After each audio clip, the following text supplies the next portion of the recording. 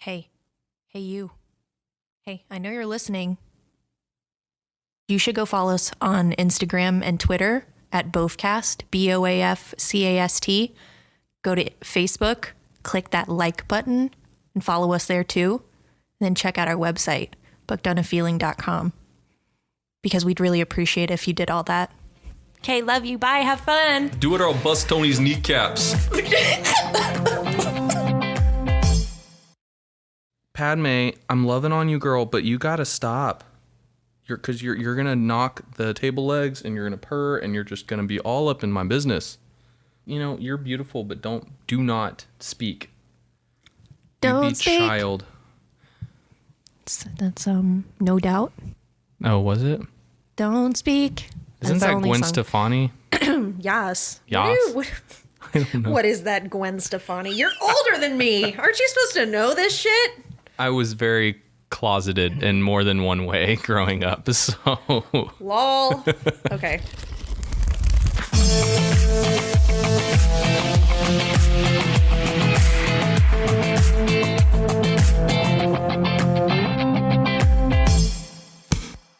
Are we recording? Yes, it's been recording. You didn't tell me. You always tell me. Oh, I know, but I was going for like a actual cold open this time.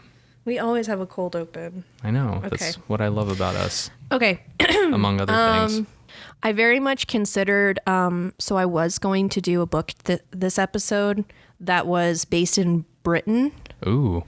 I very much considered speaking in a British accent the whole episode. No, please. And then decided, probably not my best idea.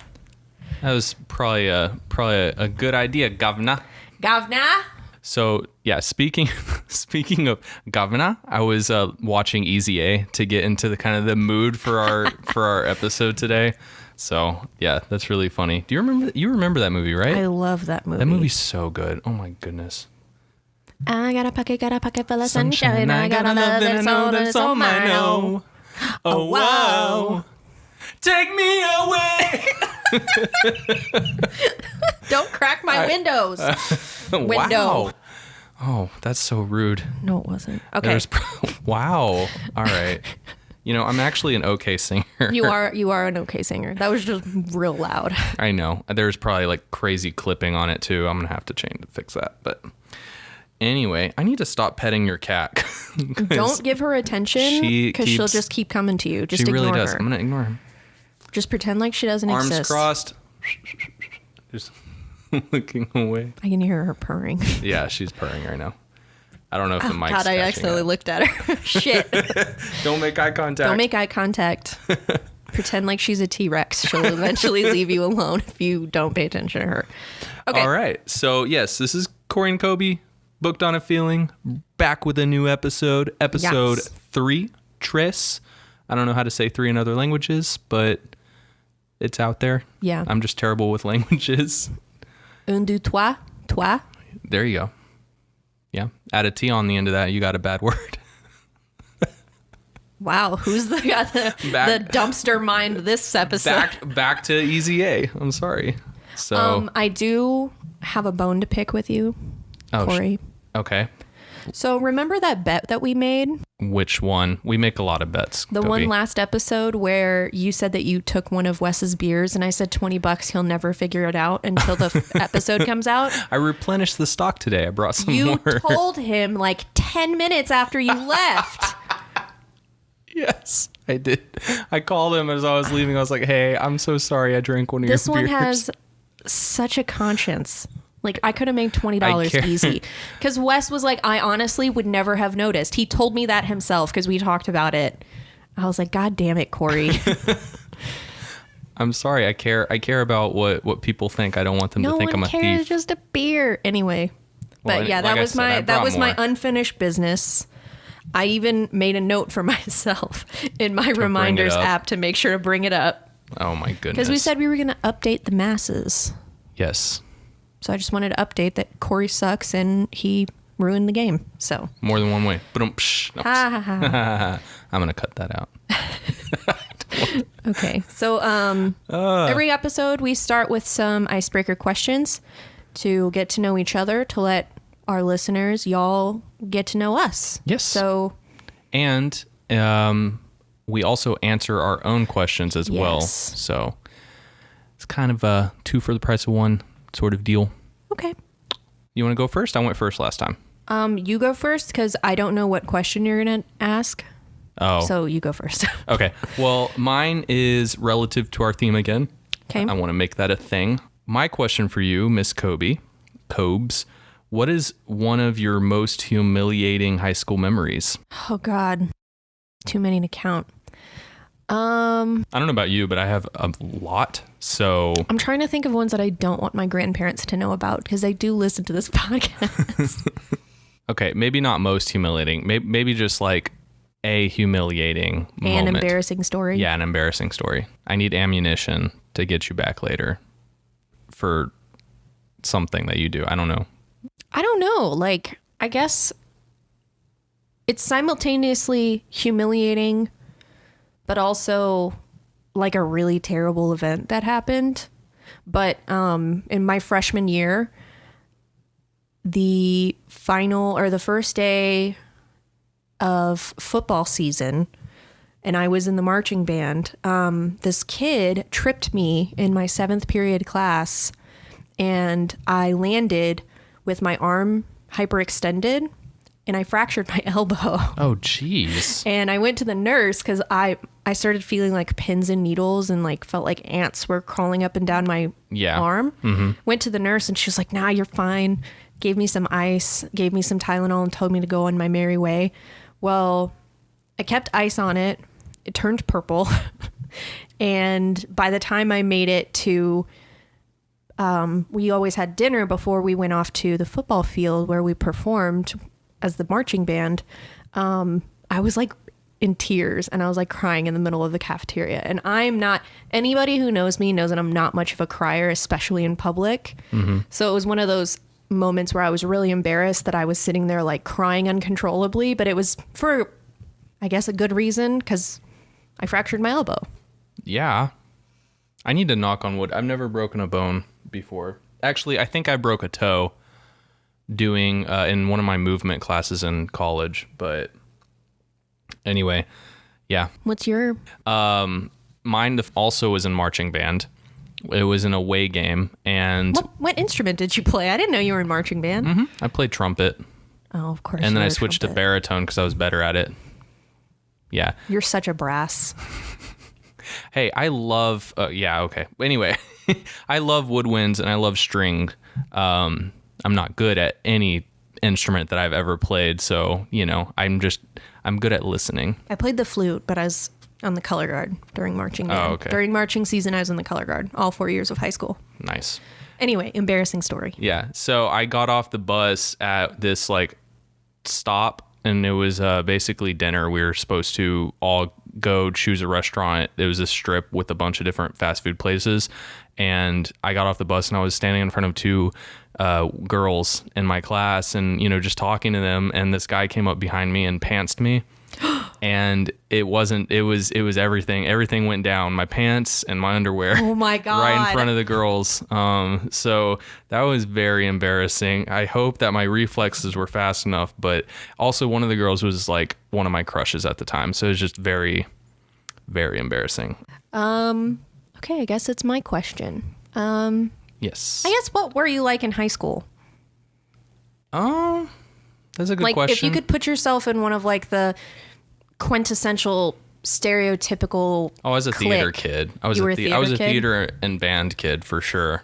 But I was were also you that not weird theater kid that like only hung out with theater kids and did theater all the time. Kind of, yes. But I also did band all the time. Like I just loved those groups because they were very tight knit, and I wasn't an athletic person. And I wasn't, as far as like cliques and groups go, when I went into my freshman year, it was the seniors that were in band that kind of took me under their wing. And after that, that's kind of how that evolved. So, and then they graduated and high school sucked after that. So, I was the quintessential band kid. I was also the quiet one. Surprisingly, maybe people wouldn't believe that now, but I was very quiet in high school. Like if I was in a class where I didn't know anybody, I always had a book with me and I'd sit and read and not speak to anybody. I've never been really sociable. But yeah, band, I really only ever had friends in band or like friends that were friends of band kids. Yeah, that just was my scene. If you weren't in band, I didn't know who the hell you were. And it's still the case to this day. Yeah, so I was a really quiet band kid. That's what my high school life was like. Yeah. So I have a bonus question then. If your 10-year reunion comes up, would you go? That's a good question because Wes does not want to go because he doesn't feel the need. I want to go to laugh at people and just see where That's so bad. Well, I want to go and like see where people ended up. Like I was so quiet that I didn't make friends with people, but I'm an observer. So I heard saw Romy and Michelle invented Post-its. They did. Yeah. The viscosity of the glue. The viscosity of the glue. Yeah. Exactly. That's what it's all about. That's what I want to be. I want Wes and I to be Romy and Michelle. He can be Michelle and I'll be Romy. No, because they try so hard to impress their other classmates. Like you don't want to be that. You don't want to be that. I don't know. I don't even know if I'd be invited to a high school reunion. How are they going to reach me? I guess somebody would find me on like social media. They made a Facebook group for mine. Yeah, we don't have that. Or if we do, it's closed and I don't know anything about it. The thing is though, is I have 1,500 people in my graduating class. Oh, so I only had like 400 something. I went to a big high school. My band was 600 people. I grew up in Podunk Hill Country. Oh. Yeah. I grew up in the Dallas Metroplex. All right, moving on. So. Coin flip. They try to make me do a coin flip, but I said no. All right, so coin flip time. This is how we decide who goes first. And our theme, did we mention our theme? It's teen angst. Our theme is teen angst. Yep. So we both picked novels or novelizations of some classic teen angst. Exactly. Yep. Okay. So, Cory. I'll be my face this time. You want to be Cory? Mm-hmm, I'll be Cory. The Cory side of the coin? Yeah, I'll be the Cory side. Okay.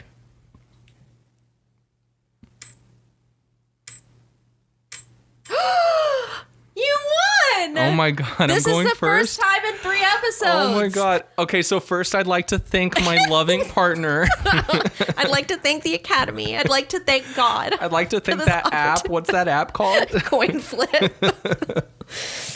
We need to get some actual coins made. Listeners, if you love us, make us coins with our faces on them. I mean, I could make a coin, but it costs a pretty penny. Oh, I see what you did there. Well, if you want my 2 cents, I think we need a coin. The puns. All the puns. All right. So this is my turn. I'm so first. Excited. I know. I get to sit back and sip on my wine instead of letting it get room temperature before I get to drink it. That's true. I've already chugged most of my beer actually. So all those redos and outtakes we have. Oh goodness. Okay. So for teen angst, I actually was trying to find a good book, and I settled on this book for pretty much one specific reason. When I was reading the summary, the teenager that it's about, goes through a bunch of shit, and then B, the book's actually was written by a teenager. Oh. So I was like, this is kind of perfect for teen angst because this is something that she's probably going through as she's writing about it, So, and it was recently, well, not so recently now, but, time flies when you're COVID. It was recently made into a movie a few years ago. So I chose The Duff, Designated Ugly Fat Damn Friend. It. What? I thought that you were going to choose Ned Vicenzi. Ned Vicenzi. It's Teen Angst, and it was made into a Broadway play. I thought for sure you were going to do that book. I've never even heard of it. It's really good, but it's about a boy figuring out his sexuality, and I couldn't relate. Oh, yeah. Because Well, I'm not a boy. We're broadening horizons, right? So, like, Yeah. I couldn't relate to this that much, but hey, I still read it. The Duff. I've seen The Duff. It's a good you've movie. seen it? Mm-hmm. Okay, so I'm so mad at myself because Did you watch it? I wanted to, and I was supposed to today, but I decided to take a nap instead. So,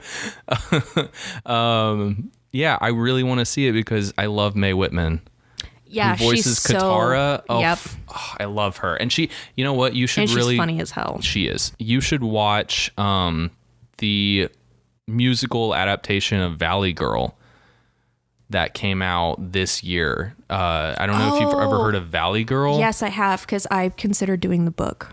So you should definitely watch the musical adaptation of Valley Girl because she's in that as well. She actually has a really good singing voice. So cool. I'm gonna watch this movie. Yeah, the movie tell me is if, like, nothing like the book.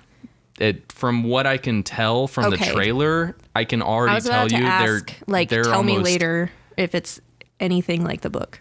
Oh yeah. So anyway, so The Duff was written by Cody Keplinger, and it was written in 2010 when she was 17, which is when we were 17. So she's our age. So that's pretty cool. That is really cool. Mm-hmm. What's up, girl? Yeah.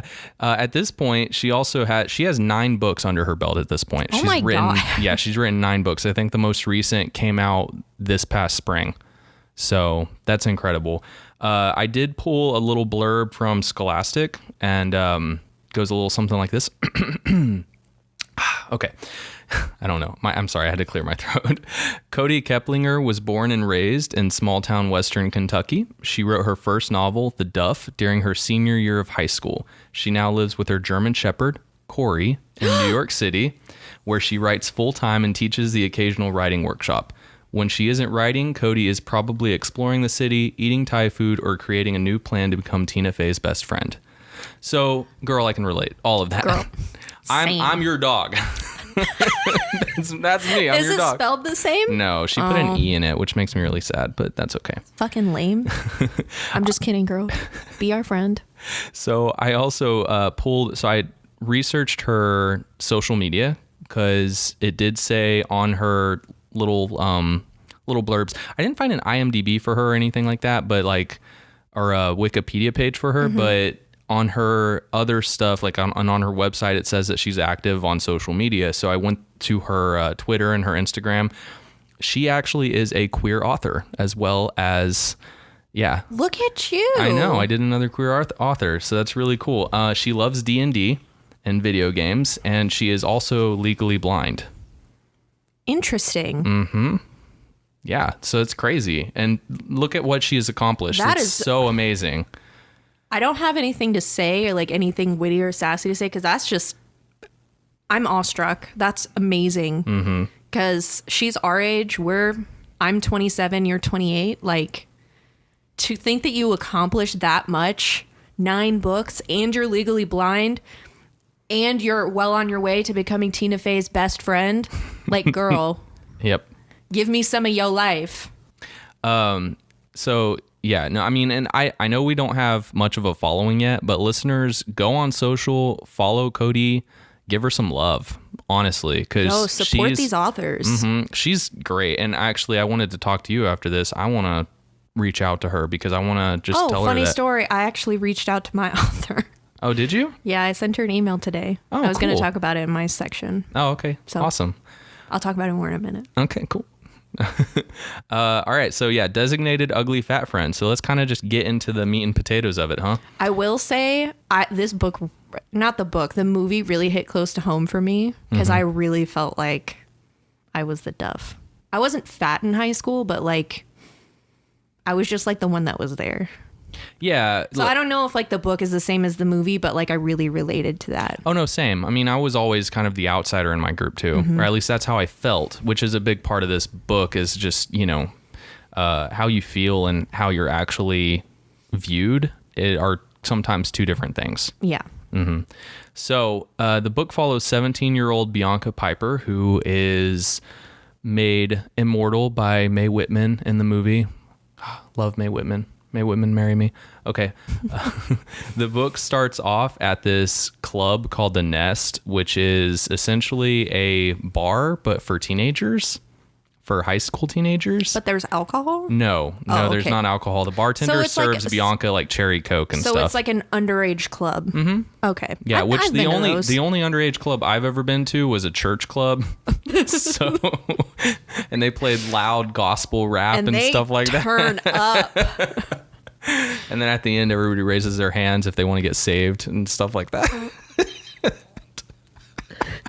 There's so many things that I want to say, but they're so blasphemous. Don't say and it. I'm going to go to hell. Yes, okay. Go ahead. Continue. I'll see you there. So the book starts off at this club called The Nest, where Bianca is actually dragged by her friends Jessica and Casey because they like to go out and party and dance. And of course, they're pretty and they're well liked, and they can roll out of bed in the morning and they're just gorgeous. They're hashtag I woke up like this. Exactly. They're the Beyoncés of the world. All right. So I can tell you from the start by page 2, like the snark and the teenisms and the teen speak and the colloquialisms and nicknames, they scream teenage writer. Like, to me, I'm like, I can absolutely tell by page 2 that this was written by a teenage author. Because I'm just jealous. Don't get me wrong. I am 110% just jealous because I was writing in high school and I never got anything published. So you do you, Cody. Anyway, so Bianca is at the bar at the Nest, and in walks Wesley Rush, who is a popular jock type, and he approaches Bianca for the sole purpose of he kind of wants to hook up with one of her friends. So he's kind of like, she's his in. And immediately it's clear that she hates him. And she tells him to, like, leave her alone, go hit on some other tramps and stuff like that. Like, she says, go hit on other tramps. And he basically calls her the duff. And she's just like, what is the duff? And he's like, well, it means designated ugly fat friend. And that every group has one. And you don't want to be the duff, but she shouldn't be so offended because it's a normal thing for every group to have a duff. And she's just like, well, fuck you. Like, I'm not the duff. And she actually throws her drink in his face too. Good for her. Mm-hmm. Get yourself, Bianca. I was going to say, I did put in my, I don't know if you remember from our episode about self-help, the love self-help books. I was like, this Wesley Rush clearly has read up on some mystery method. You know what? The way he like negs her and shit. Gaslights. Yeah. Anyway, so yeah, she throws a drink in his face, and then her and her friends leave. And as they're leaving, they're all like upset that she's pulling them out of the club. And she says, there's a few different parts throughout this book that I'm like, man, I love this quote, so I'm going to put it in here. She says he's a man whore and his brain is located in his pants, which means it's microscopic. Lol. I was just like, yes, that's fucking funny. That's gold. Of course, after a day passes, Bianca can't help but think about Wesley's assertion that she is the ugly friend. Because, before How could then... you not forget that? Exactly. Before then, she was content to be with her friends, but now she's thinking she's the lowest one on the totem pole, That's how self-esteem issues arise. That's how your confidence wavers. Yep. Teenage boys are the worst. Yeah, they really are. So it's discovered, too, at this point that her mom is rarely home. And this is where the movie is different, I can already tell you, because Allison Janney plays her mom in the movie, who also another actress that I love. But in the book, it's just her and her dad. Oh, okay. I think in the movie, like, the mom is like super involved, I think. Yeah. Okay. They gave her a bigger role for sure. Yeah. So it's also discovered later on. I'm just going to jump into this. Her dad is a recovering alcoholic, and she makes it very clear that she just wishes her parents would get a divorce. Because she's like, they don't love each other anyway. They should just get a damn divorce already, because her mom's never home, and her dad, her dad was an alcoholic up until they gave birth to Bianca. And so she's never actually seen her dad drink, but she knows about it. So that plays into it later. Later on, so I think this book spans maybe a couple months. B runs into Wesley on her way to government class. And of course, he calls her the duff again, and she gets pissed and storms away. And she, in her class, sees Toby Tucker, who is this guy that she has a crush on. Now, she describes him as she describes him as a scrawny kid with a bowl cut, pasty skin, who always wears vests and glasses. And I'm just like, all right, you're seeing the inner beauty, girl. You bowl seeing cut that and inner pasty beauty. skin. I got pasty skin, so I can feel his Honestly, pain. though, if I remember right, the Toby in the movie, he wasn't that cute either. Like, he was really hippie. Oh yeah, That makes sense. So he really wasn't that cute either. yeah. No, this is definitely one of those, all AP classes, all, book smart, studious, teacher's she pet had sort of thing. Crush on that guy? Yeah. Oh my God. Yeah. And so she does overhear, though, because of course she's, eavesdropping. She hears that he has a girlfriend, and immediately she wants to throw herself off a cliff because the guy that she's liked since middle school is, has another girl on. Teen love. Yeah, It's right. like a Romeo and Juliet. Oh, I'll get to that. Don't Oh God. So they go to the nest again, and Wesley, like I said, is determined to sleep with one of Bianca's friends. And Bianca's dealing with a bunch of stuff. Not only does she want Wesley to shut up, but she also is trying to forget her problems at home. So she kisses him and they make out. And then she comes to her senses and realizes who she's kissing and is disgusted with herself and leaves. Now, later, again, like I said, this book kind of just it goes through chronologically, like the timeline, pretty fast. Okay. So later, another day, they get assigned together for a class project. Wesley and Bianca do. And of course, they get assigned this class project because their names are so close in the alphabet, because that's how that works. Mm-hmm. And he corners her in the cafeteria, calls her plain. And I made a note. The author really wants us to hate him, like just the dialogue, Like, and then what the fuck? Yeah, well, and so In the movie, I didn't hate him. well, he's played by Robbie Amell, so And can't he's hate real him. Cute. So anyway, so they get assigned a class project, and he calls her plain and says, like, hey, we need to get together for this, and she's like, okay, we'll meet at my place. Okay, because she doesn't want to go to his house. Hey, you're super plain, but we really need to get this project done. Yes, essentially. What the fuck? So, so we find out later, but they don't talk about it, that Jessica's older brother, Jake, and Bianca used to date at this point. Now, the reason I'm bringing this up is because she's always spending time with Jessica and Casey, her two friends. And so they have like kind of a girls' night in where they go and they, do a bunch of awesome girly stuff. Braid each other's hair, freeze panties, freeze bras. I think they watch like Atonement or something like that. Oh my God, that is not a girls' night movie. So at this point, yeah, and I bring it up because Bianca, on the way up to Jessica's room, passes by her brother Jake's room and is thinking about how he had broken her heart, and that's why she's never going to trust another man again. She's never going to love again because Oh she my gosh. got her heart broken at the ripe old age of 14 years old. Her life is over. So she does decide, though, while they're watching Atonement, that being the Duff isn't too bad, because if Keira Knightley was ugly, then James McAvoy wouldn't have given her the time of day. If Kate Winslet was ugly, Leo wouldn't have saved her. And I'm just like, well, I mean, Kate, if... Oh, wait, no, I'm sorry. Jesus Christ, I read my notes wrong. Kate Winslet is not ugly.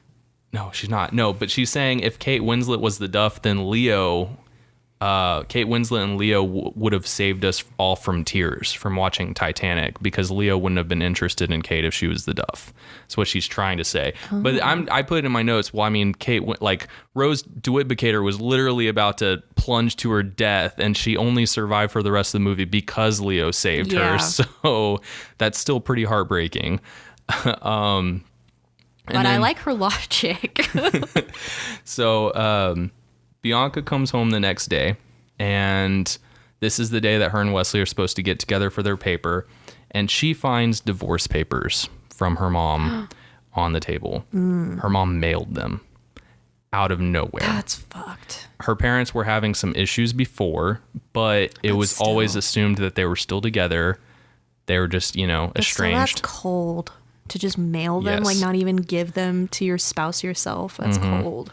And she finds broken and empty beer bottles around the house. Oh, no. So her dad's 18-year sobriety was just out the window, which is honestly just real shitty. That is incredibly terrible. Yeah.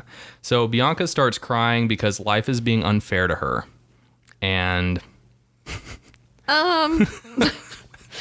she does. No, the thing about this book though is that it's like they're doing very teenage things. All of these characters. I remember thinking these types of things. Exactly. And it's written by a teenager, but she's very self-aware.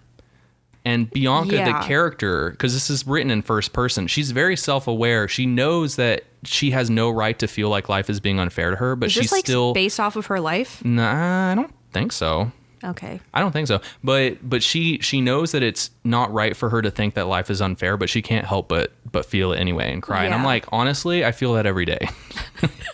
Honestly, mood. So, she, instead of Wesley coming over, obviously, because her house is a wreck, she goes over to Wesley's house. And of course, it's the nicest house in town. Oh, and Wesley drives a Porsche. Of course he does. All the assholes drive Porsches. Right. My Wesley doesn't drive a Porsche. Don't worry. Now, we do find out that Wesley's sister Amy stays with their grandparents and while their parents are out of town, which is like always. So Wesley is apparently in this huge ass house by himself. And this guy is a player. Poor little rich kid.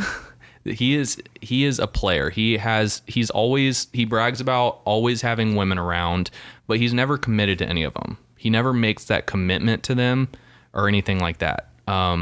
So he just always has them around for fun. And fun. Literally any girl in the class would love to sleep with him except for Bianca, apparently, because she just hates his guts because he's a misogynistic asshole.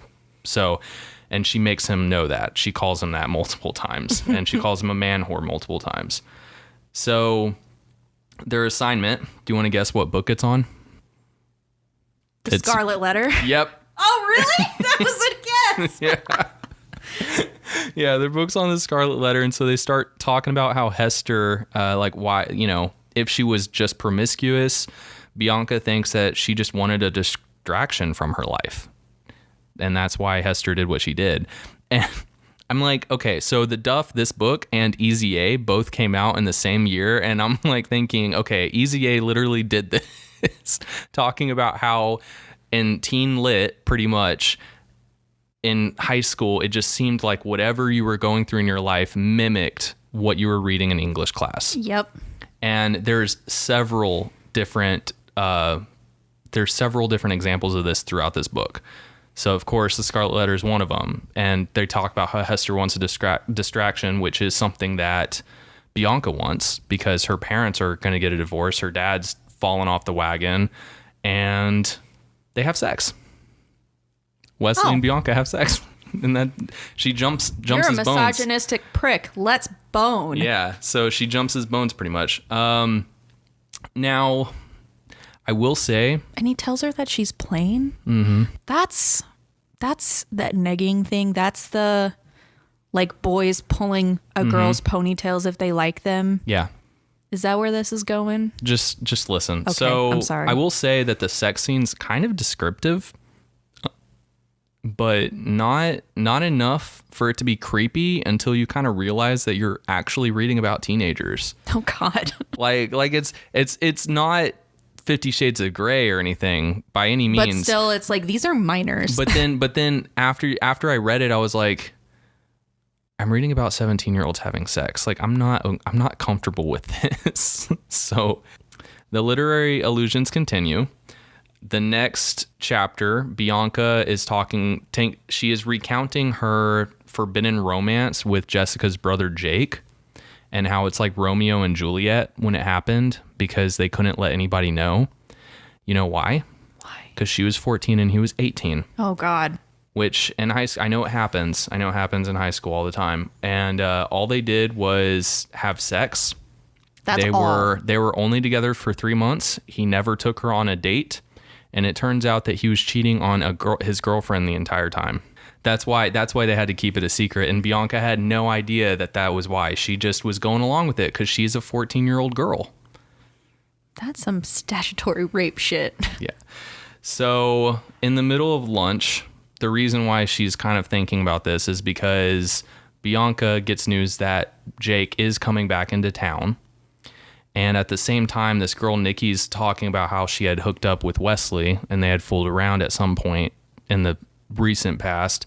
So obviously the logical thing for Bianca to do is pull Wesley into a janitor's closet, tempt him with a good time, do some over the clothes touching, and then tell him that they're going to basically hook up that afternoon. I don't understand the thought process. I was not horny like this when I was a teenager. So she goes to his place again, and at first she compares herself to a crack addict, and then she compares herself to a cancer patient who needs weed for medicinal purpose. Oh my God. That's not the same thing. That is so not the same thing. You are having sex, okay? That's not like being a cancer patient. And, I kept thinking, until this point, really, I kept thinking that this is just a very over-dramatized version of teenage life. But then, I do remember more than one occasion where I literally thought the world was going to end because someone I liked or didn't like, or something happened.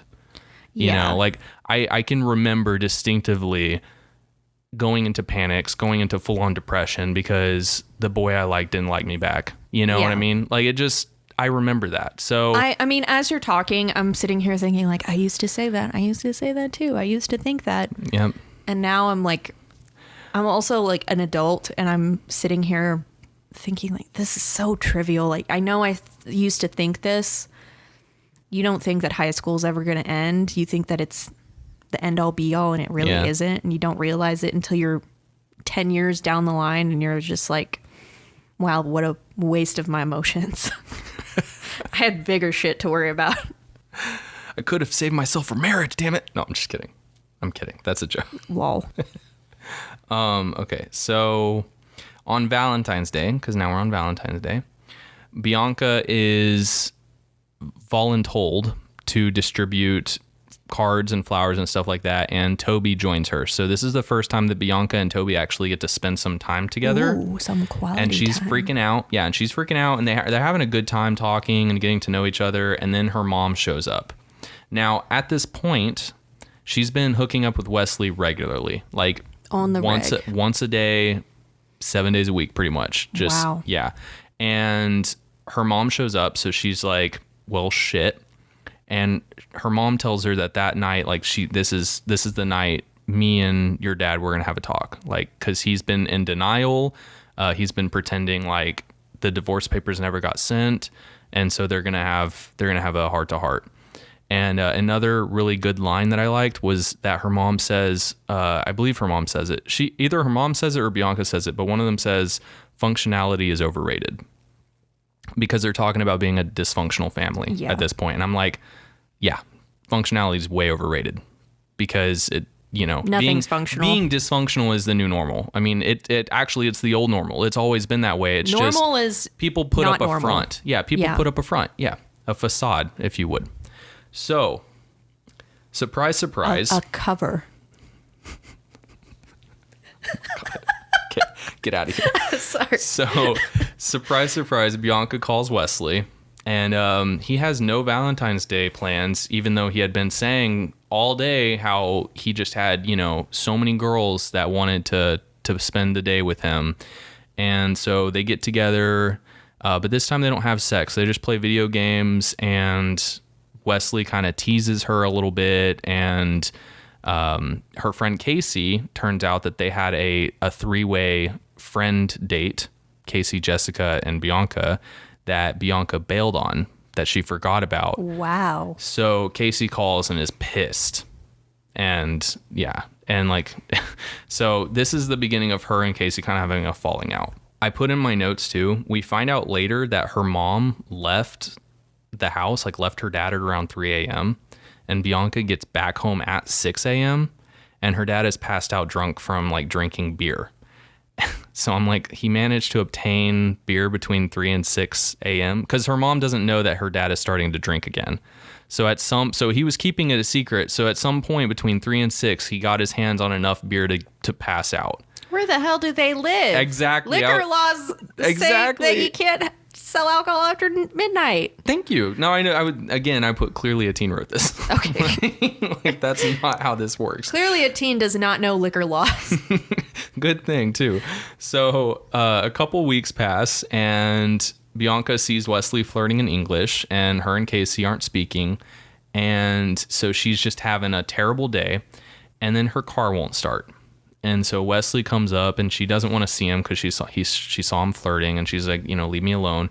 And he's like, well, let me give you a ride. So he's like, I just have to drop my sister. Calm down there. He's like, let me just drop my sister off at my grandmother's house. So they get to his grandmother's house, and his sister Amy is getting out of the car, and his grandmother walks up and basically tells Wesley to keep his tramps away from his younger innocent sister. So this elderly woman that does not know Bianca at all just calls her a tramp. And Bianca starts thinking, like, am I any better than any of the girls Wesley has slept with? So... is that a rhetorical question? I'm not asking you. Okay. So they go back to Bianca's house, Wesley and Bianca, and of course Bianca's upset. So to calm herself, they start fooling around. Of course. But then her dad comes home. So they play Scrabble upstairs in a room. Her dad doesn't come see them. They don't go downstairs. It's just like, it's almost as if like they don't want to get caught, but her dad doesn't even come and check on them. Like, he just shows up. Turns out he's drinking the whole time. He gets downstairs. He just has a bottle of whiskey and he's drinking. And they decide like it's time for Wesley to leave. So they're leaving. And her dad gets off the couch and confronts them. And he asks Wesley if he enjoyed being in his little girl's room. And then he says that Bianca's slutty friends are rubbing off on her. Bianca gets mad, so she grabs the bottle of whiskey from her dad and calls him a drunk. And he hits her upside the head. Oh my God. These are some toxic adult figures. Yes. And then Wesley hits him back, like defending Bianca. Defending her honor? Yeah. I will reclaim my honor. And they leave. Wesley and Bianca do. They leave her dad there. And as they're leaving, her dad calls her a whore on her way out, like her own father. That's awful. It is horrible. And so Bianca's saying like her dad and Wesley's grandmother are probably right. Like maybe she is a whore. And Wesley holds her face in his hands and he denies that. And he's like, whore is just a cheap word that people use to cut each other down. And I mean, true. And that right there, that was probably my top favorite line. I was just like, yes, I love that. Thank you. So the next morning, Bea admits to herself that she's in love with him, with Wesley, and she's terrified. So she, quote unquote, breaks up with him, even though they weren't officially anything to begin with. But she's like, I can't do this anymore. I got to go. So Casey comes to pick her up, and she tells Casey everything. And Casey's like, okay, well, I'm still mad at you, but I forgive you. Oh, that's good. Yeah. And Casey asks her if she's pregnant, which she makes a comment about being on the pill for like years. And I'm wondering, like, do girls get on birth control at age 14? Because they can. They can. Because like that's kind of what that's what it lined up to be, is that she was on birth control since she was 14. So birth control is not only a contraceptive, but it's used for acne too, right? It's used for acne. So if you have, I wasn't on birth control that young, because I grew up in a Catholic family, and I knew of like other girls in my class that had gotten on birth control like right after they started their periods. Oh, okay. Because like it helps like regulate the hormones, so it makes the periods like less severe. Which is good. Which is a good thing. Yeah. I just wasn't sure. I read that and I was like, but yeah, no, weird. you can get on birth control like at 14 when you start your period. When you start menstruating. That's not unusual. Okay. So Casey, obviously, like I said, picked Bianca up from Wesley's. They talk, and then Casey drops Bianca back off at home, and her dad's a mess. He's been awake all night. He hugs her and apologizes and promises he's going to start going back to AA, which is Alcoholics Anonymous. So while trying to forget about Wesley, Bianca's actually approached by Toby at school, and he asks her out on a date. So he's finally paying attention to her. Toby? Yes, it's really sweet. Now, he's a bit of a dork, but they go on their date, and it's cute. And the following Monday, Toby comes over to her place, and we find him reading Wuthering Heights. So to me, I'm like, okay, to me that's a parallel to Bianca being between two men. Yeah. Like Heathcliff and Linton, right? I've never read Wuthering Heights. I think it's Linton. I haven't read it in a long time. Okay. So B takes B. By the way, her nickname's B. So in my notes, I put B instead of Bianca. So Bianca she takes Toby upstairs and they initiate some heavy petting, but he's very hesitant. He's being a gentleman. He doesn't want to take her shirt off. He doesn't want to do anything like, anyway.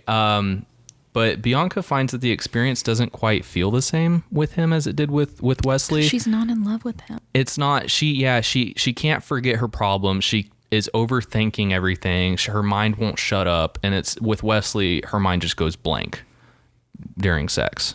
So Toby and Bianca don't actually have sex, but her experience just isn't the same.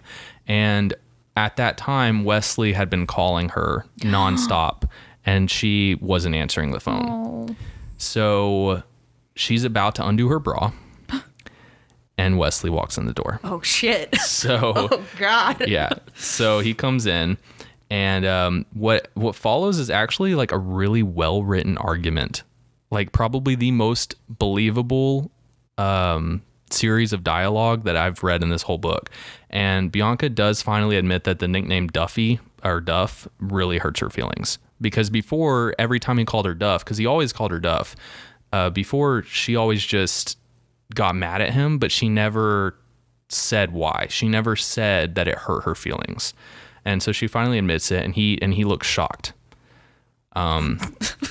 Yeah, he looks shocked. I'm shocked that when I was calling you a designated ugly fat friend that you were offended. Yeah. So I'm almost done with my notes actually because we're almost through to the end of the book. So a few days, so she basically gets Wesley to leave because she's like, listen, dude, I'm sorry that you have abandonment issues because your parents are never home, but just because you can't control me doesn't mean that I need you in my life. Like, sort of shit. And so he leaves, and a few days later, Amy, Wesley's sister, comes over to Bianca in the library and thanks her. And she's like, why? And she's like, well, Wesley's really different now.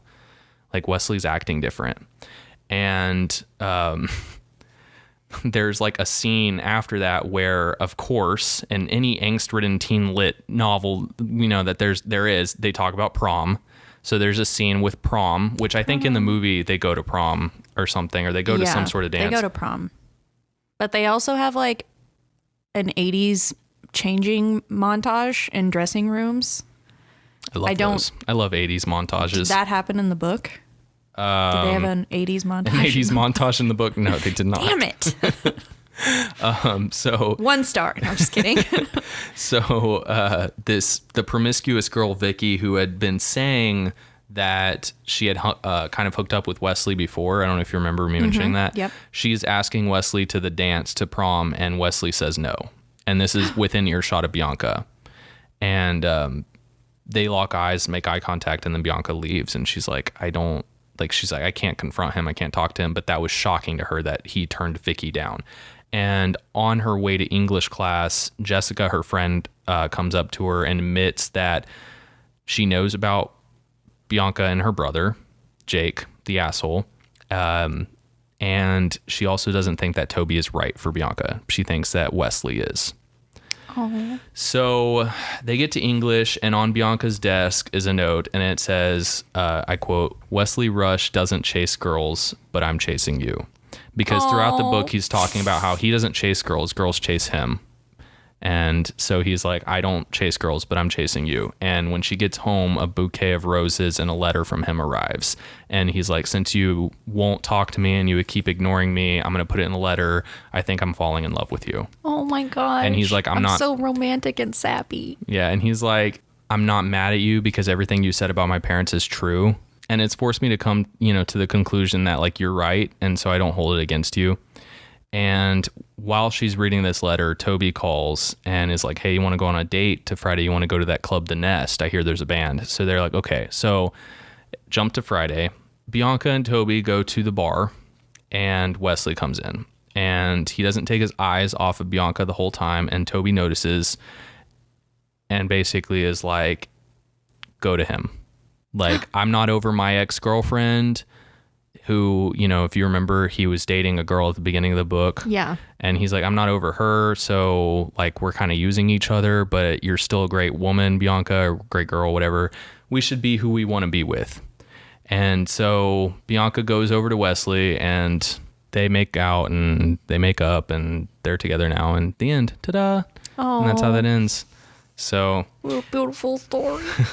So I will say, like, the thing about firsthand accounts, because this is written in first person, is that they're kind of damaging to the objectivity of the reader. Like, for me, I felt her hatred for Wesley, which meant that, like, when she actually chose him and when she kept going back to him, it was really jarring. It was kind of like there's not enough affection or love there for you to choose him, because the entire... It was kind of like, do you have dumb bitch syndrome? The entire time she's just talking about how misogynistic he is and how arrogant and creepy and he's a womanizer and he's abusive and just all this crap. So I felt that was kind of damaging to like the perspective that I think the author was really trying to put forth. The book is very sex positive. That's good. Which I loved. Bianca, even though they are kids, Bianca has a revelation near the end that like derogatory terms like calling somebody a floozy or a whore or the duff are reprehensible, because like they kind of tear down people's self-esteem, and everyone feels those feelings and they go through the kind of the same stuff. So you shouldn't slut shame somebody or shame somebody for something that you've probably gone through or you will go through yourself, you know? I did have a favorite word this time. Good. My favorite word was wangled. What the fuck? Is that in the dictionary? Yes. Oh my God. So we're from Texas. I've always heard it as wrangled. So to be convinced to do something or roped into doing something, it's like somebody wrangled you into it. The actual word is wangled, but we say wrangled. So like to be wangled is to be convinced to do something. That's such a northerner type of shit. Basically, they keep using the word like wangled. Like they've used it 3 times in the book. And I'm like, isn't it wrangled? At first I thought it was a typo. I was like, isn't it wrangled? But no, it's wangled. So with the characters who I liked best, least, they really wanted us to hate Wesley. I didn't hate Wesley. I knew Bianca hated Wesley, but I also knew that she'd end up with him. And like, to me, because that's like where a young adult story was gonna go. His actions and some of the things he says, like, are actually not that bad, aside from calling her the duff and calling her plain, which he does in the beginning. But most of the hatred for Wesley comes from Bianca herself. So like, I personally, I didn't hate him. I thought he was fine. But Bianca hated him. And I personally, I didn't like the grandmother. The grandmother sounded like a bitch. Yeah, right. And I also, Jessica's older brother, Jake, because, fuck that guy. 18-year-old cheating on his girlfriend with a 14-year-old. Yeah. So how does this book compare? I'm not a fan of chick lit, really, at all. Quote unquote chick lit. It did weasel its way into like the good category in my mind, just with the sex positivity. And, but you could tell like it was definitely written by a teenager. The dialogue was really cheesy and unrealistic, but that kind of does tend to happen whenever you're using like teen speak. You know what I mean? Like calling each other pet names, nicknames, saying BRB and OMG and stuff like written out, just very, very corny. Like But if I would recommend this book, it depends on what type of literature you do like to read. I wouldn't recommend this book to anybody, but I would recommend it if somebody wants a good, like a romance, a good YA novel or a good romance. Okay. Yeah. If you're into romance or if you're into YA, I would recommend this book 100%. But if you're not really into this sort of book, then I wouldn't recommend it, just because you're just going to have the same problems I did, which is like, it's very teenage for me. And I didn't like the fact, being an adult now and looking back, even knowing my own experiences in high school, I didn't like going back and reading about these teenagers and like thinking like, why are they doing this stuff? Why are they saying this stuff to each other? Even though I know that it happens, which is just insane. So, but anyway, yeah. So that's it. That's my book. Cool. The Duff Good. Do you think you'll read it? Probably not. No? The movie was interesting. The movie looks really good. The movie was good, but the way that you just described the book, I probably won't, because I don't know, that kind of teenagery stuff really doesn't like sit well with me. Yeah, and this is nothing against the author at all. Not. Cody, she's very talented. I mean, she's obviously prolific. 9 books. She teaches writing classes. Yeah. She's living a great life from what I've seen. Well, and it seemed like she like really set a good plot line. She really evolved her characters. It's just, I don't know, it just doesn't seem like something that I'd be into. I only really liked The Duff because it was kind of funny. Yeah. With like the little isms that they have. Mm-hmm. But the book sounds... It's really heavy, but like... It is very... She goes through some heavy shit. Which I read heavy shit all the time, but I don't know, like... But it's heavy shit, but without the consequences, because her dad goes through a bout of alcoholism, and then by the end of the book, he's good again. Yeah. Okay. Is it my turn? Yes, it is. So, let me explain. I kind of struggled with this category, with this topic. Like finding a book? With finding a book. Because at first, I wanted to do New Moon because I thought it was hilarious. That's like the epitome of teen angst. Yeah. But then I was like, I really want to stay true to the podcast and read something that I've never read before.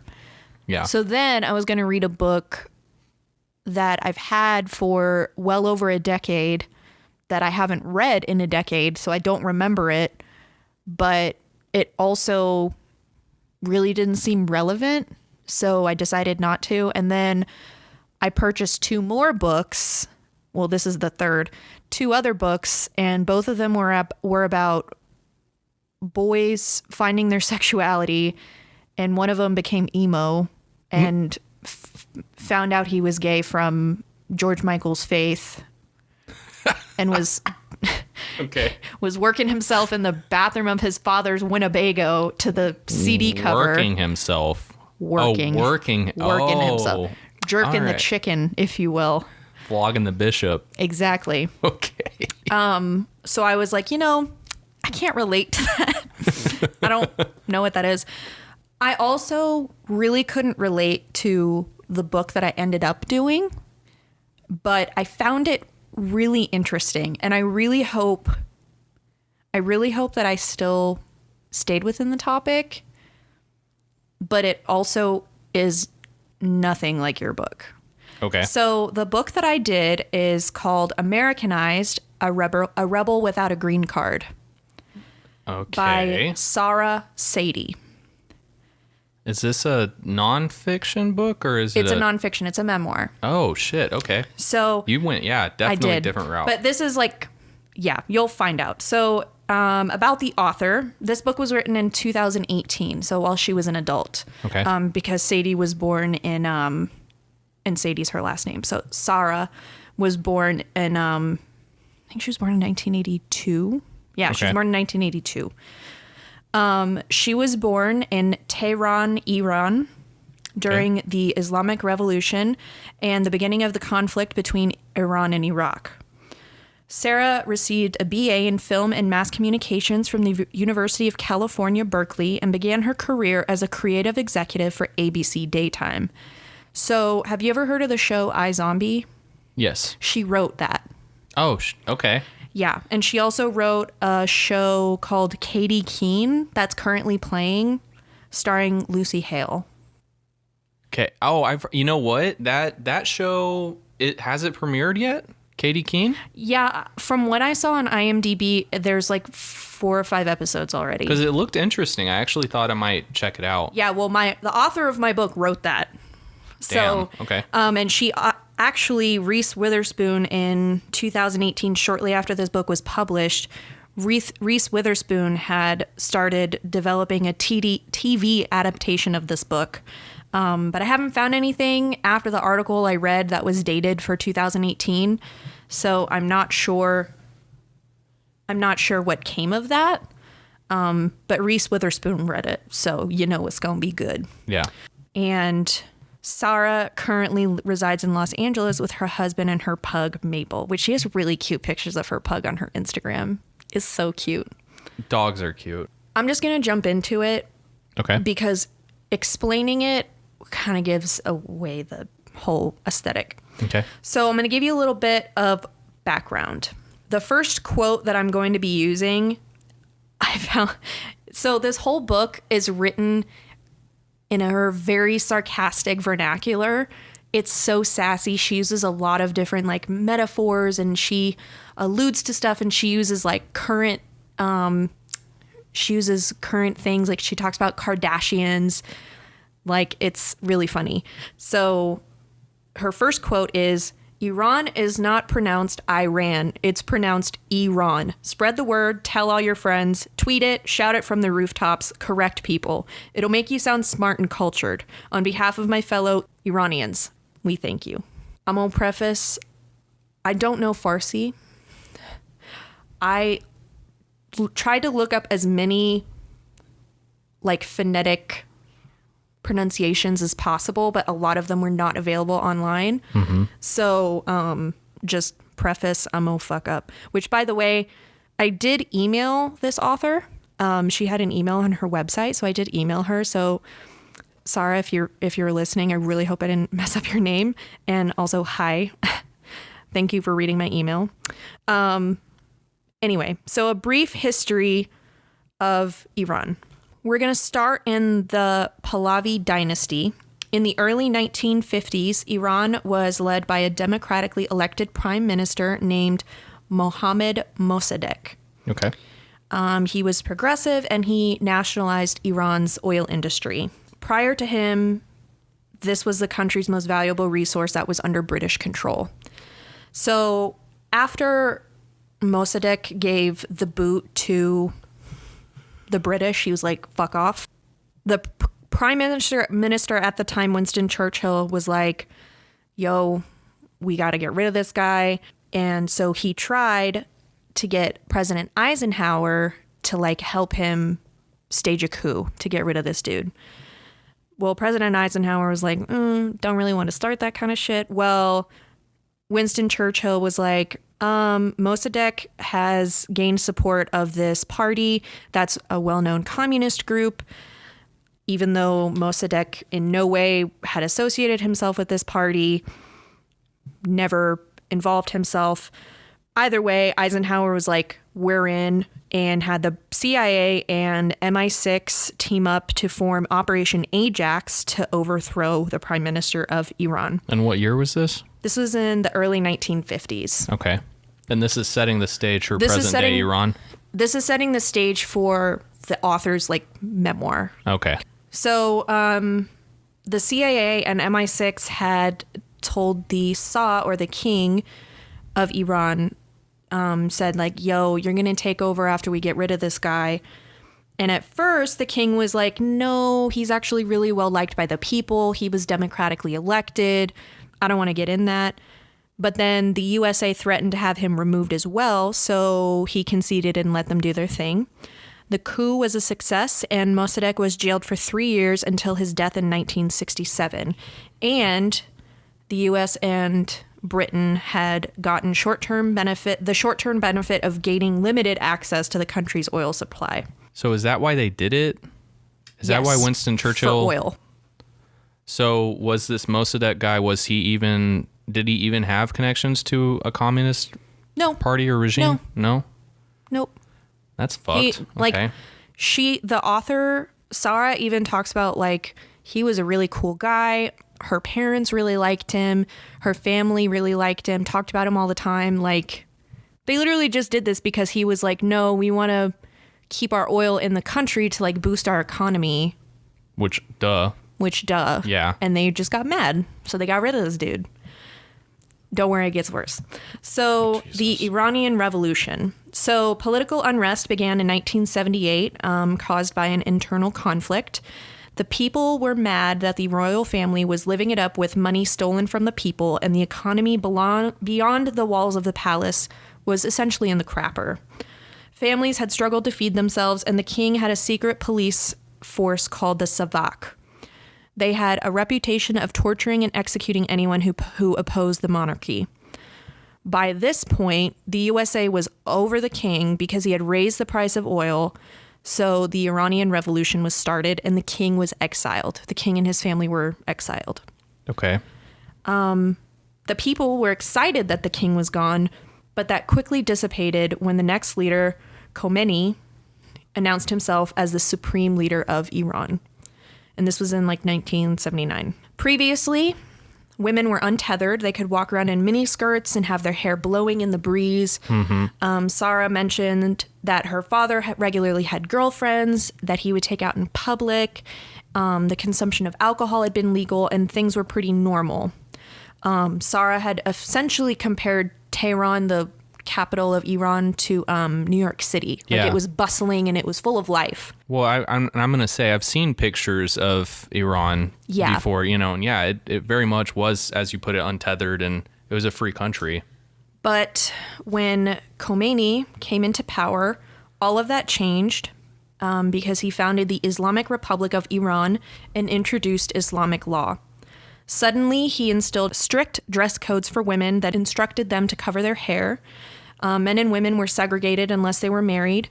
Western music and culture was banned, and alcohol became illegal. During this time, the previous royal family had been trying to find asylum in a country. They'd been like wandering around aimlessly.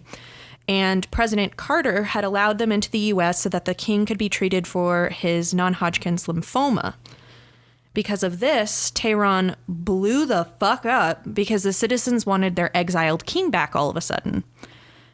And after Carter refused to return him to his country, a bunch of Iranian students had stormed the U.S. embassy and took 52 American hostages. By 1980, Iran found itself at war with Iraq.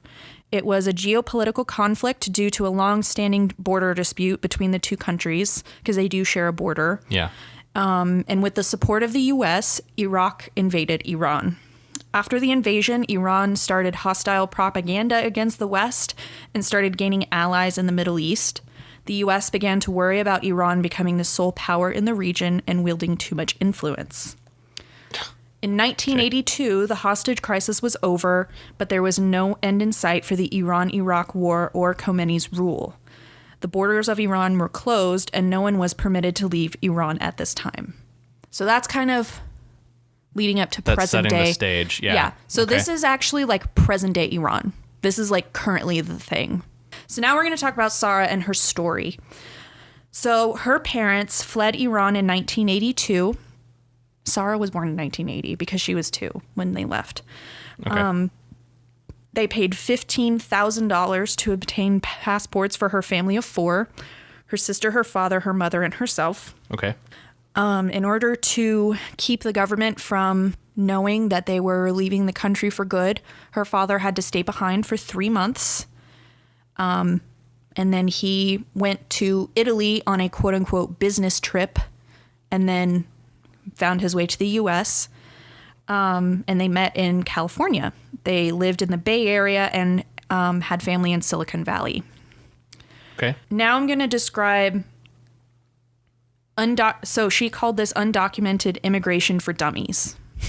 Okay. So I'm kind of just going to go through, and this also explains like what she went through personally. Well, this is what a lot of immigrants probably go through, regardless of where they're from. Yes. Yeah. So she moved to America on a visitor's visa to escape Iran, and this grants you entry into the country temporarily. Yeah.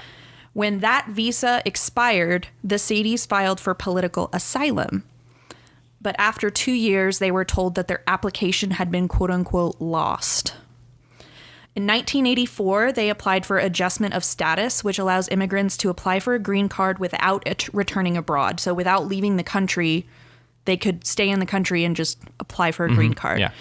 And they were sponsored by their uncle, who was a citizen. And while this takes much longer to become naturalized, it was the only choice that the family had because they couldn't return to Iran because it was in turmoil. Yeah. It took 15 years for that application to be approved. But the family had been issued work permits and social security numbers quickly after initially applying. So they were able to like find jobs and get paid. Yeah, of course. And how old is, you said, so it took 15 years for them to get their, their green cards, right? Yes. So how old is Sarah at that time? She didn't become a citizen until 2005. She was born in 1980. Oh, okay. So she was 25. Yeah. Yeah. Once your application is considered, you go and get fingerprints taken, and the FBI conducts a thorough background check. And after that's cleared, you're issued an interview with the USCIS, the U.S. Citizenship and Immigration Services, and you become a legal resident. And you have to memorize the Pledge of Allegiance. Yeah. Yeah. Yeah, you have to like memorize, like you have to like take this fucking test and all this other shit. Like, so dumb. Her sister almost, quote unquote, aged out at 21. So after the age of 21, at the time, they had, I think it was President Obama had passed later on that if you were like grandfathered in, you didn't have to worry about being aged out. But at the time, aging out at 21 meant that you were no longer eligible to be sponsored under your sponsor's green card and would have to start the process all over again as an adult. Oh, shit. So and her sister almost. Okay. Like she got her interview 3 days before she turned 21. Shut up. Yep. Essentially, after some frantic fingerprinting, and they literally drove to San Francisco from the Bay Area, which I think is like an hour drive or something. They begged at INS. Like they begged the janitor who let them inside the building so they could like beg them to be like, can you please tell us that you got the fingerprints? Like, and this was in the 90s before telephones. So oh my God. They found out when they got there, like, yeah, we've been trying to get a hold of you. We got her fingerprints. Like, we just sent you a letter, scheduling your interview. Okay. And they were like, before cell phones. Good God. Yeah, this was before cell phones. Okay. Before telephones. Sorry. Well, so her sister and her mother had received green cards in the summer of 1988, but Sarah and her father would have to wait 2 years later before getting theirs. After you get your green card, you have to wait 5 years before applying to become a citizen. And that's when you take like the test or whatever. Yep. So Sarah officially became an American citizen in 2005. After all of that, after all those friggin' years, she finally got it. So go you, girl. Yes. Congratulations. And then the average cost of a green card is $1,140 American dollars, and citizenship costs $725. And that doesn't include legal fees. Yeah, because you have to have a lawyer. You have to have a lawyer. Mm-hmm. So now I'm going to talk about her. They don't make it easy. They don't make it easy. So her sister, I'm going to talk about her siblings. So she has an older sister and a younger brother. Her older sister is Samira, and I love that name. I know, it's Samira. A really pretty name. Yeah. So Sarah describes her relationship with her sister and says like how they hated each other at first. They couldn't stand being in the same room. Her mom like kept saying, you're going to love each other. It's going to be great. You're going to be best friends. And they didn't ever believe her until Sarah went to high school. So her sister was her sister was 3 years older than her. Yeah. So she finally got to high school and she was a freshman while her sister was a senior. And she loved living in her sister's shadow. Like she was often called Little Sam by her classmates. Because she said it made her feel cooler. She talked about how she and her sister had to keep their undocumented status a secret from their Silicon Valley friends. She recalled one instance where a Canadian girl in her clique had always blathered on about how her parents had taken the appropriate legal routes to gain citizenship and how it wasn't fair for people to live in the United States undocumented. She says, Sarah, and I quote, said her family had the luxury of time on their side because, well, their lives weren't in danger. Yeah, we're, again, not putting any sort of political agenda on the table here. I disagree with that Canadian woman. But that's my own opinion. So 100% agree. IMO. And then her younger brother, Kia, he was named before the car. She actually talks about that. Before the car, but he was born after 19. When did Kia automobiles like? That was like the early 2000s, I think. Kia? Hold on. Pause. I don't know. I'm sorry. I want to find out. It's okay. The earliest I can see is 1990. No, 1944. 1944 to 1990. Well, either way, she says he wasn't named after the car. So, okay. She was very, very close with her brother. So she was 8 when he was born, and she spent a lot of her time with him while her parents were working. So she took care of him a lot. And he was the only one in the family. Yeah. Yep. He was the only one that didn't have to worry about citizenship because he was born in the States. That's good for him, though. That's good. She frequently shared her teenage woes and specifically her crushes in order to make him, quote, sensitive. Like she got him to watch soap operas and like he was mad dramatic and all this shit. She said she was an open book with her brother compared to what her sister was with her. She is still very close with him today. And at the time when she left for college, like it was really hard for her. And then he applied to college later close to her. And so where she was living. And so they started up the relationship. Yeah, that's cool. So yeah, that's her older sister and her younger brother. Okay. So I'm going to go into some immigrant myth busting. Bust those myths, girl. Bust those myths. Bust all of them. So, and I'm going to show my political agenda here. Despite what some people say, her parents, Sarah's parents, paid their taxes and paid for privatized health care. They worked for every penny they had, despite only having work visas. So they actually owned a luggage sale and repair shop that her dad had bought from her uncle. So they owned their own store, her and her dad and her mom. And they paid taxes. And they paid taxes. Yeah. The immigrants are the hardest working people that I have ever met. And it's because of people out there who make them, heaven forbid, make them feel like they're not worthy or deserving of being where they're at or where they're, it's awful. It is awful. Anyway, continue. So she talks about ICGC, Immigrant Child Guilt Complex, which she describes as a chronic disorder that affects only children of immigrants who experience a gnawing guilt for the multitude of sacrifices their parents made to bring them to the USA. For example, Sarah said that she always smiles with her teeth in photos because her parents, who grew up without any like orthodontistry, whatever, paid a lot of money so that she could have straight, perfect teeth. So she makes sure to always smile in her photos. Aww. Because she like feels guilty that her parents had to sacrifice like all these things in order to give her the life that she lives today. Yeah. She also explains in a whole chapter about Iranian stereotypes. Okay. And like how, like, for example, there's a stereotype that Iranian parents like only want their children to become like doctors and scientists and like really smart things. Well, her parents gave her so much support when she said she wanted to pursue acting, even though she sucked and she ended up not pursuing acting. She told a story about how her dad would drive her an hour out of his way to go and take her to classes. And he told her that he loved spending that time with her, like one-on-one.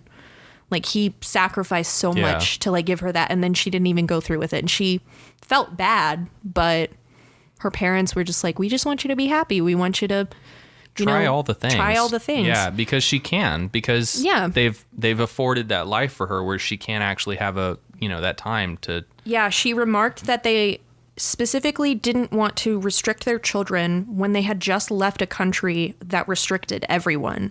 So they didn't want to like be super strict and like keep their kids from living their lives.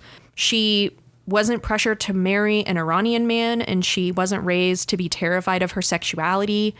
Her parents were proclaimed atheists and taught their children to be the same.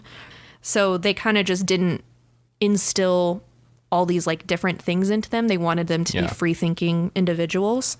Which that's what it's all about, is free thinking. I mean, yeah, but there's all those stereotypes that, Middle Eastern families, Asian families are, absolutely. trying to be super strict. I'm just talking about, like, especially where religion is concerned. Like, if you believe what you want to believe, you don't believe what people tell you should. Yeah.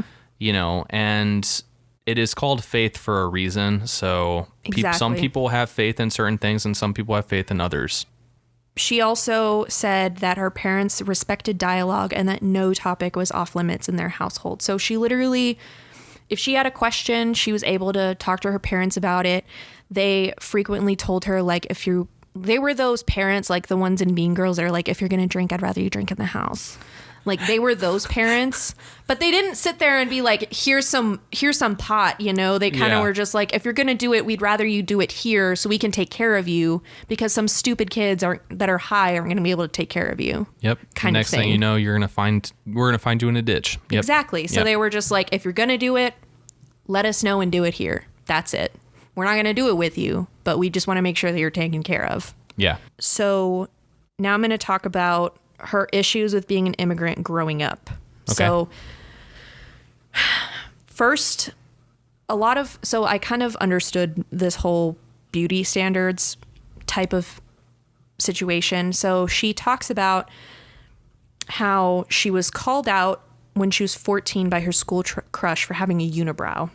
And she went to her mom distraught and was like, my life is over. I have to get rid of the hair in between my eyebrows because Gideon won't love me. Gideon was the name of the school crush. And her mom was like, well, in our culture, you're not allowed to do any of that until you're 15. So she had to wait a whole year and she had to, like, sit there and suffer through it.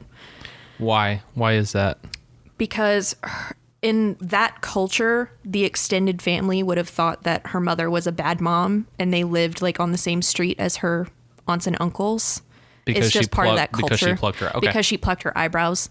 I was trying to figure out if whenever she said culture, like, she meant, like, the, like suppressed. The Iranian, like, familial culture. Okay. If that makes sense. So not the, like, suppressed military state. No. This Iran. was like, okay. She actually talks pretty frequently about how Iranian families are very well-mannered, and that's always been a thing in Iran, and how, like, when you enter a house, you always say hello to the host or hostess. Absolutely. And her parents were like, hi, Cobi. Well, hi. Well, her parents would frequently comment to her when her friends didn't greet them when her friends came over. Mm-hmm. So they were like, are they deaf? Are they mute? Can they not talk? Like, why aren't they saying hi? Yeah. And just, like, having basic table manners and kind of stuff like that. And, like, the biggest one is giving up your seat to the oldest person in the room if there's no more seats, kind of thing. Like, just common courtesy. Okay. That most Americans kind of forget about. They really do. A lot of us forget about it. Or, like, giving your seat to a pregnant woman. Yeah, exactly. Or an elderly person. Yeah. Yeah. So that's the kind of, like, quote unquote culture that I'm talking about. She said that she peaked in 6th grade, and that she was the ultimate cool and was popular. And this was right before she had her unibrow incident. And my favorite quote in the whole book, was about how she was elected class president in 6th grade. And she goes, yeah, I was an undocumented immigrant who'd been elected into public office. How do you like me now, Ice? Jesus. She really struggled during these formative years with her appearance because she looked so different from everybody else in her high school. Because, like, everybody else, this was California. This was Silicon Valley. These were all, like, tall, blonde, super They were the tan. Toby Tuckers of the world. Yes, they were the Toby Tuckers. And she kind of was like the Duff, but only because her skin color was different, probably. Yeah. I bet she was gorgeous, and I bet her hair is gorgeous too. Girl, when I saw these pictures of her, I was like, you beautiful. Holy shit. Because she talks about how her skin color is actually paler than the rest of her family's, and her hair is lighter. But still, she struggled with her confidence. She was barely, 5 feet. tall. She was super short. She was tiny compared to the rest of her Amazonian classmates. And she just, was really struggling with acne and just all those teen things. And she was just having a really hard time. And then on top of that, she was an undocumented immigrant that had to keep that secret. And she couldn't talk about it with her friends. Yeah. And she had to think about, making sure she didn't get in trouble and get caught by the INS. And when she was graduating high school, she was thinking about like, how am I going to apply to college? Because we have no money. We're undocumented. Yep. How the hell are we supposed to apply for financial aid? That kind of shit. So she kind of just starts talking about that. And at the end of this chapter, she said that she wished she could go back in time to slap some sense into herself because being different is amazing. And that since she can't find Gideon, her school crush, on Facebook today, that must mean he's not very important. Or he realized that Gideon's not really the really not the end all be all of names. Yeah. No offense to all the Gideons out there. She talks about how she had to go renew her passport, and she was so embarrassed because she had to go to kind of like a Walgreens, and it was out in the open where anybody could see, and she had to wear a headscarf because in order for her passport photo to be approved by the Islamic Republic, she had to be wearing a headscarf because that's, even though she's not a practicing Muslim. Yeah. So she recounted how mortifying it felt because it just wasn't something that she believed in. And then she actually talks about how things were so much different in the 90s. Like her grandmother had come to visit from Iran and went on walks around the neighborhood and nothing happened. But now, if her grandmother were walking around in a headscarf, like people would be screaming at her, like telling her to go home and like being super afraid of her. Like things were so different pre 9/11. And she talks about that. She talked about how when she went to INS, she had to go to INS pretty frequently to renew her work visa before she was given her green card. Yeah. And even though she spoke perfect English, she barely spoke Farsi. Like her parents made her speak Farsi at home, but she didn't have an accent. She has an American accent. She was still treated with immense disdain, like treated like shit by INS just because she was trying to become a citizen of our country. I'm going to end with this part with a final quote. Okay. She said, "I'm the combination of two worlds and cultures. I may not be the most traditional or obvious choice. There may not be a built-in slot for me in a standard utensil tray, but it doesn't matter. I don't need to fit into a compartment to be proud of where I've come from, however illegally, and where I am now." Can I just say that she honestly, like, you win this episode because really? I was really nervous that it wasn't going to be like too into the topic. All of that, no, and it was different. The thing is that all of that stuff that she has to go through, it is very angst inducing. Yeah. But Bianca can't hold a freaking candle to this woman. Well, and throughout the book, like she talks about being undocumented, but then she also has like all the same problems. She does, of course she does. And then on top of all of that, she has a secret that she can't share. Like that has got to be the most stressful thing. Well, and so the best part of the book that I really liked was I really loved the vernacular. She was blunt and she used age-appropriate metaphors. She was funny. She was entertaining. Like this was an entertaining book to read. Damn. It was because it was a memoir, but it was like somebody was talking to me. Yeah. I really enjoyed that. She was able to connect. Yes, I was very much able to connect. Even though I've never experienced this, it was something that I could still connect with because she gave me so much background information and kind of helped me understand. I learned a lot from this book. I will say I'm very privileged. I know that there's a lot going on in the country right now. I know that I'm privileged. I've never experienced this. I'm never going to say that I empathize with this. I had no idea what you went through in order to become a citizen of this country because I was born here, so I didn't have to go through that. Yeah, I mean, I'm only familiar with it because of my partner, so yeah, but I didn't know anything. Like I know Carlos, but like it wasn't one of those things that I really thought about. Yeah. I've always taken for granted my birthplace and the fact that, you know, I have, like, she talks about how she was so excited to be able to vote. She was so excited because she wanted to be able to vote for the first Black president because she got her citizenship in 2005. So she was able to vote in 2008. Like, she was so excited about that. And I was just sitting here like, I'm never excited to fucking vote. Like, I take that for granted. I do. And I didn't really realize it until I read this book. And she was like talking about all these things that she really wanted to do. And I was just like, I guess I never realized that we automatically get that stuff. And she had to work for it for years. Yeah. I mean, people have to check their privilege. Yeah. And we have to check our privilege. And I had already 100%. known like about like the typical stereotypes about undocumented immigrants. I already knew that those were false because I've known undocumented immigrants and I don't really believe all of the hype that all of them are terrible. Like, I don't think that's a thing at all. But I also didn't realize how difficult it would be for her parents, especially, to come over in the middle of their lives to a new country and just kind of start their lives all over again. And then her not really having that foundation of her parents going through that. So she had to kind of learn it all firsthand. Yep. So would I recommend this book? 100%. 100 fucking %. Go and read this book. Absolutely go and read this book.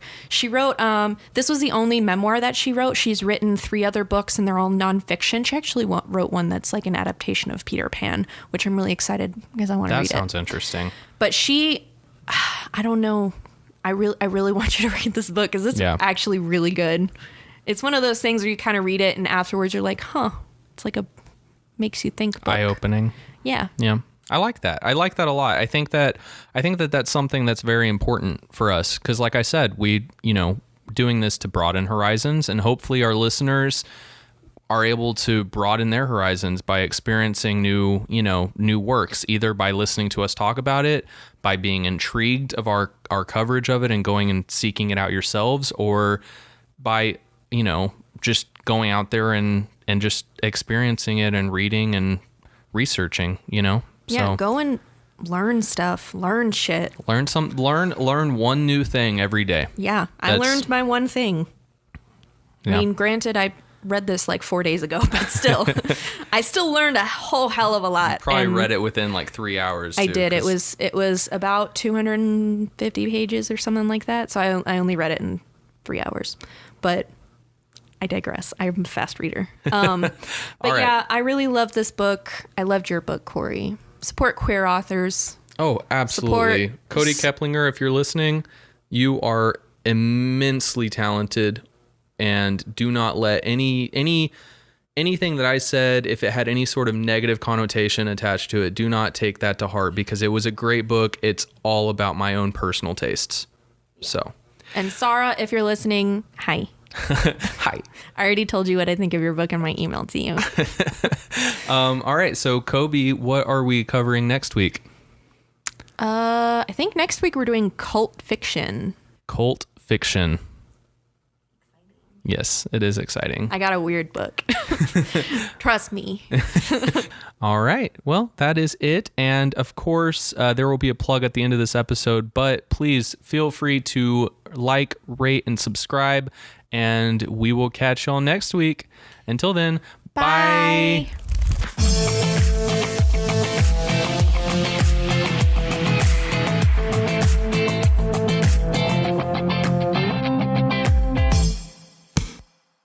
Wow, that was a great episode.